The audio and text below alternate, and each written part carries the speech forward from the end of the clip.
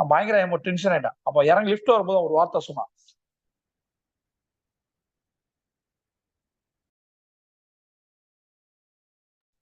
ஆனா ஒரே ஒரு விஷயம் தானா, இப்ப வந்து 2 விஷயம் இருக்குண்ணா. ஒண்ணு, நான் சொல்றதை நீ நம்புவியா இல்ல மீடியா சொல்றதை நம்புவியான்னு கேட்டான்.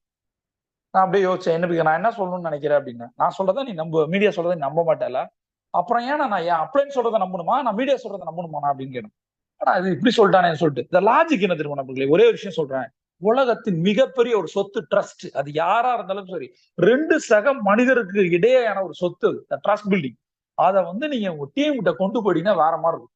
எப்பப்பெல்லாம் அதாவது அந்த ட்ரஸ்ட் இருக்கா, அதாவது நம்ம ஒரு வாய்ப்பை கொடுக்குறோமா அல்லது வாழ்க்கையை கொடுக்குறோமா, இதுதான்டா லைஃப் அப்படின்னு அவனை புரிய வைக்கணும்ல. அப்ப சில டிரான்ஸ்பரன்சியான விஷயங்களை செய்வதன் மூலம் அந்த நிறுவனத்தை பற்றியான ஒரு நம்பிக்கை அந்த டீம் மெம்பர்ஸ்க்கு வரும்.